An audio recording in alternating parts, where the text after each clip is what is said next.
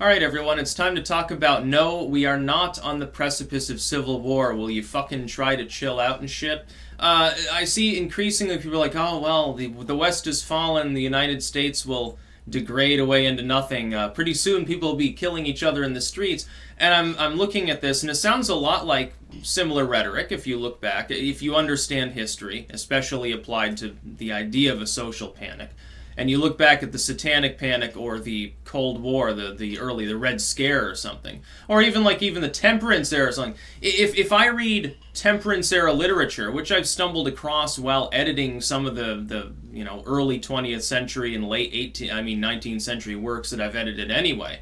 If I look at that core of literature from that 40-year period, the temperance sort of asides that are within some of these works, both as billets and as major subjects, progress to the same line of reasoning. Oh my god, the fact that people have opium dens and whiskey is destroying all of culture. It's going to degrade the United States cannot weather this degeneracy for long. The United States, Irish immigration will cease us from becoming a Protestant nation, and within 10, 20 years it'll just be like another Ireland, and people sit around and eat nothing but potatoes, and then there'll be a famine and everyone will die.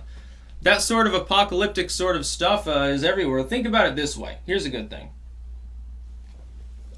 Think about the period from roughly the development of the public internet / fall of Soviet Union, by the way, same year, / end of the Satanic Panic. We're talking the dawn of the 90s. Through the period of 9/11. This was a unique period in American history. Since before the Second World War, there had never been a period of such stability and calm. Because you had the uprising of communists, you had things going on in the Eastern Bloc, the development of the atomic arms race, the Red Scare, and all of these other things.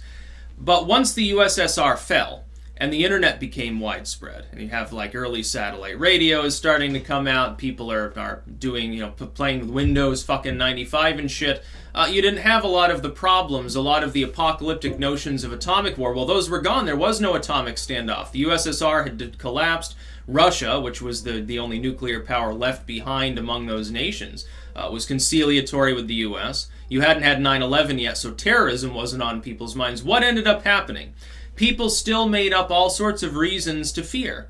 Despite the fact that the main boogeymen of all of society either hadn't existed yet or had died off and were bye-bye, they were a thing of the past. Y2K. Y2K never just collapsed the world, but I can remember it like yesterday. For over a year, people rambling about doomsday, stocking up shit. A lot of people on New Year's Day, it was like a ghost town. Nobody went out. It's like normally people who went out to go get booze were staying at home because they were afraid that all hell would break loose, like zombies were going to break out of the crypts or something. I can remember that. It was like a whole different world. And it wouldn't be quite, you didn't even have the dot-com bubble collapsing yet. During that period of time, you had economic progress on a significant scale, rising wealth overall. The dot-coms made, a whole new batch of people that were wealthy, or at least had risen up beyond the lower and working class. You had all sorts of wonderful advantages, and yet people still talked like the world was ending tomorrow. Oh my god, Jesus will come back. Oh my god, Dajjal is here. And shit like that. This thing happens in all generations. Don't think that it's unique. And they'll always use excuses to excuse why it's unique. And it's the same as the excuses used by each wave of social justice warriors, you could call them, or craptivists that are involved with every moral panic. Like in the Red Scare, well, there's commies everywhere. Oh, well, prove it. Oh my god, you must be a commie. Now, of course, there were always a handful of communists in Hollywood and D.C., but the idea that they had overrun the country and were actually particularly prevalent was fucking bullshit. You look at the Satanic Panic. Yeah, there were some cultists running around. Yeah, you had, Richard Ramirez and shit. Was it common? No. Were grave site vandalizations actually evidence of a worldwide satanic sex ring? No, absolutely not.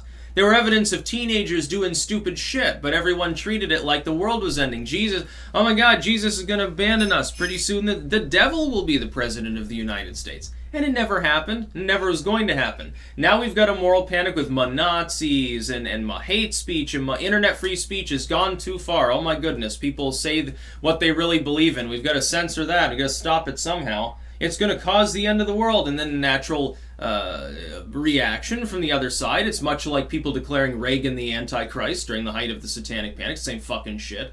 Oh my god, civil war is coming. People have been predicting that for a long time. Do you not remember the Obama era? Or do you not remember the dawn of the Bush era with, some of the shit he passed through, like the Patriot Act? Do you not remember what people's reaction, generally speaking, was? Social alienation. They're like, oh my god, a civil war is coming. The government's becoming tyrannical. Especially because it woke them out of the slumber of the era, the post-Cold War, pre-9/11 era, had just barely ended. People didn't want to be shaken out of their complacency. What I would tell people is to fucking chill out, stop worrying so much. Now, there's not going to be a civil war, at least not at this point. I mean, things could get that way. There are definitely people haranguing for it. The thing is, they're always a small minority. There are always people who want to watch the system burn. It's like an old joke about some anarchist standing around fomenting ways to cause the system to collapse. Only now it's people who at least pretend to be on the far right, supposedly. And most of them, I don't think they are. I think they're National Socialists, so economically, at least, they're not on the right. Think what you will about whether moralism has a left-right paradigm. I see it as authoritarianism versus libertarianism, but that's because I'm a libertarian and maybe understand the topic a little bit more.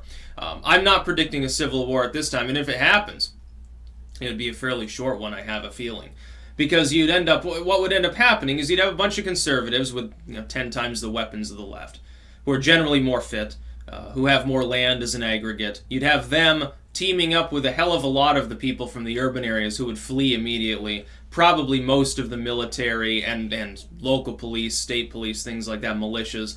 They would all be on the same side. That is, most of the population and overwhelmingly most of the guns, versus some corrupt politicians, some inner city crowds and stuff. It would be it would be a lot more like the anarchists and communists barricading themselves into a few urban areas in Spain during the Civil War there. It would be a hell of a lot more like that, minus maybe the overt fascism, than it would be the American Civil War. The American Civil War was a larger struggle, a pan-national struggle, in part over slavery and in part over states' rights and in part over, so sort of the UK-French dynamic, which nobody ever wants to talk about. You're not going to have that sort of struggle within the United States. The vast majority of people don't want to have that sort of thing happen and won't participate. And I pointed out, if you're worried about, far-left mobs, burn people's houses down, look at where Antifa operates. It is predominantly, not solely, but predominantly with a handful of urban areas, because those are the only areas where they have enough population density to justify their behavior and to organize on a significant level. You go out to anything smaller than a very large town, at least the size of Rutland, probably the size of fucking Burlington. Anything short of that, you're not going to get any far-left provocateurs. What, 3 or 4 people does not a mob make? Okay, they sabotage an electrical line or something. Okay, but they're not going to take up arms and try to stage a civil war. So all the rural and outlands areas would basically just barricade the cities that were revolting at the time and wait until the cities sorted themselves out, because even therein the majority would eventually turn on the far leftists who were doing crazy shit. That's what would end up happening. So, stop fear-mongering. 10 years. And some people say, well, you're a shill. You're a cuck. You're a sellout because you're not predicting the end of the evil American empire, which is sort of the reason they're saying this, if they were being honest. Okay, get back to me in 10, 20 years, okay? When you're starting to get salt and pepper here, then you can talk to me. It's happened before, dude. All I gotta do is study history, you get a pretty good idea about the future. That's about all. Peace out.